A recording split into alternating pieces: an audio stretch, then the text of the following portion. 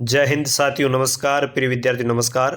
आज के इस वीडियो में मैं आपको भाषा, व्याकरण और लिपि जो कक्षा 12 हिंदी अनिवार्य का विषय है, इसके महत्वपूर्ण प्रश्नों के बारे में बात करूंगा।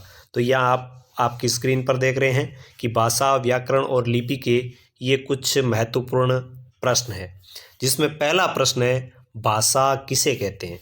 भाषा कहते किसे हैं? तो ऐसा प्रश्न कई बार परीक्षा में पूछा जाता है। यहाँ पर आपके सामने 4 ऑप्शन है, आपको बताना है भाषा किसे कहते हैं। तो आप अपने हिसाब से तय करें कि भावों के आदान प्रदान के साधन को कहते हैं, या लिखने के ढंग को कहते हैं, या भाषण देने की कला को कहते हैं, या इन सभी को कहते हैं। तो इसका सही उत्तर होगा, वो होगा भावों के आदान प्रदान को, यानी दूसरे के भावों को समझना, अपने भाव दूसरे तक पहुंचाना। तो इसका उत्तर आप नीचे देख रहे हैं कि इसका उत्तर होगा भावों के आदान प्रदान को क्या कहते हैं? भाषा कहते हैं। ये इसका उत्तर है।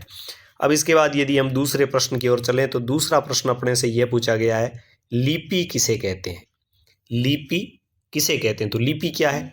भाषा के शुद्ध प्रयोग को कहते हैं, या मौखिक भाषा को कहते हैं, या भाषा को लिखने की विधि को कहते हैं, या फिर लिखित भाषा को कहते हैं। लिपि किसको कहते हैं? तो इसका सही उत्तर है भाषा के लिखने की विधि, यानी कोई भी भाषा है वो किस प्रकार लिखी जाती है, उसके लिखने की जो विधि है उसको क्या कहते हैं? उसको कहते हैं लिपि। इसके बाद यदि हम तीसरे प्रश्न की ओर बढ़े तो तीसरा प्रश्न हमसे यह पूछा जा रहा है कि बोलकर एवं विचार व्यक्त करने वाली भाषा को कहते हैं। बोलकर भाव और विचार व्यक्त करना, जब हम बोलकर भाव और विचार व्यक्त करते हैं तो क्या कहते हैं? सांकेतिक भाषा, लिखित भाषा, मौखिक भाषा, या वैदिक भाषा। तो जब अपन बोलते हैं तो वो भाषा होती है मौखिक। तो इसका सही उत्तर होगा, वो होगा मौखिक भाषा। तो यहाँ आप नीचे उत्तर देखेंगे तो इसका सही उत्तर है मौखिक भाषा। चौथा प्रश्न है, लिखित भाषा का अर्थ क्या है। लिखित भाषा किसको कहेंगे? तो मौखिक बोली जाने वाली, तो लिखित लिखने वाली। जब विचारों को अपन लिखते हैं तो लिपि को समझना है, या विचारों का लिखित रूप है, या विचारों का मौखिक रूप है, या फिर विचारों को बोलकर समझाना है। तो इसका सही उत्तर है, वो है विचारों का लिखित रूप। तो ये विचारों का लिखित रूप है, वो क्या है? लिखित भाषा। और विचारों का बोला हुआ रूप है, वो क्या है? मौखिक भाषा। इसके बाद पांचवा प्रश्न है, हिंदी भाषा की उत्पत्ति किस भाषा से हुई है। हिंदी भाषा की उत्पत्ति किस भाषा से हुई है, यानी हिंदी भाषा कहाँ से आई है? तो अंग्रेजी से प्रश्न ही पैदा नहीं होता, फ्रेंच नहीं, उर्दू नहीं। तो चौथा ऑप्शन है वो सही हो जाएगा, और चौथा ऑप्शन है संस्कृत। तो हिंदी की उत्पत्ति संस्कृत भाषा से हुई है। अब प्रश्न ये पूछा है कि भारतीय संविधान में कितनी भाषाओं को मान्यता प्राप्त है। मतलब आज के दिन यदि अपन बात करें तो संविधान में कितनी भाषाओं को मान्यता प्राप्त है? 20 या 21 या 22 या 25।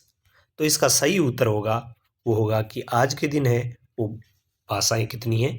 22 भाषाओं को संविधान में मान्यता प्राप्त है। इसके बाद प्रश्न नंबर 7, और प्रश्न नंबर 7 क्या पूछा है कि मौखिक ध्वनियों को जिन चिन्हों द्वारा लिखकर प्रकट किया जाता है, यानी मौखिक ध्वनि है, जैसे कोई भी शब्द है, कोई भी ध्वनि है, उसको लिखकर प्रकट करते हैं, तब उसको क्या कहते हैं? उसको लिपि कहते हैं, या व्याकरण कहते हैं, या बोली कहते हैं, या फिर भाषा कहते हैं। क्या कहते हैं? तो ध्वनियों को लिखकर प्रकट करते हैं तो उसको क्या कहते हैं? तो उसको अपन कहेंगे लिपि। तो इसका सही उत्तर है, वो है लिपि। सही उत्तर लिपि। इसके बाद जो प्रश्न नंबर 8वां है, भाषा के क्षेत्रीय रूप को क्या कहते हैं। कोई भी भाषा है उसका एक क्षेत्रीय रूप होता है, तो उसको लिपि कहेंगे, या उपभाषा कहेंगे, या बोली कहेंगे, या फिर उसको मौखिक भाषा कहेंगे। क्या कहेंगे? भाषा के क्षेत्रीय रूप को। तो क्षेत्रीय रूप को कहते हैं बोली। तो इसका सही उत्तर होगा, वो होगा बोली। तो भाषा का क्षेत्रीय रूप क्या कहलाता है? बोली। प्रिय विद्यार्थियों, बोर्ड परीक्षा में इसी प्रकार के प्रश्न पूछे जाते हैं, तो ध्यान से आप इन प्रश्नों को थोड़ा समझें। 9वां प्रश्न है, भाषा के शुद्ध रूप का ज्ञान होता है। भाषा के शुद्ध रूप का ज्ञान किससे होता है? लिखित भाषा से, मौखिक भाषा से, व्याकरण से, या बोली से? किससे होता है? भाषा के शुद्ध रूप का ज्ञान किससे होता है? तो भाषा के शुद्ध रूप का ज्ञान होता है, वो होता है व्याकरण से। यानी कोई भी भाषा है उसको शुद्ध रूप में लिखने के लिए, बोलने के लिए सबसे अधिक जरूरत पड़ती है, वो पड़ती है व्याकरण की। और इस क्लास का अंतिम प्रश्न कि भाषा को शुद्ध रूप में लिखना, पढ़ना और बोलना सिखाने वाला जो शास्त्र है वो क्या कहलाता है? कोई भाषा कैसे पढ़ी जाएगी, कैसे लिखी जाएगी, कैसे बोली जाएगी, तो उस शास्त्र का नाम आपको बताना है। तो ध्यान रखें प्रिय विद्यार्थियों, जो व्याकरण है वह भी एक शास्त्र है और यही शास्त्र हमें यह सिखाता है कि कोई भाषा कैसे बोली जाती है, कैसे लिखी जाती है और कैसे पढ़ी जाती है। तो 10वें प्रश्न का उत्तर होगा, वो होगा व्याकरण। 10वें प्रश्न का उत्तर होगा, वो होगा व्याकरण। तो इस प्रश्न का सही उत्तर व्याकरण है। तो प्रिय विद्यार्थियों, आपके बोर्ड परीक्षा के मद्देनजर ये मैंने महत्वपूर्ण प्रश्न बनाए। तो उम्मीद करता हूँ वीडियो आपको पसंद आया है। वीडियो पसंद आए तो वीडियो को लाइक करें, शेयर करें और चैनल पर पहली बार आए हैं तो सब्सक्राइब करें। यदि आप उचित समझे तो अपने इस चैनल पर ज्वाइन का बटन भी आपको दिखाई देगा।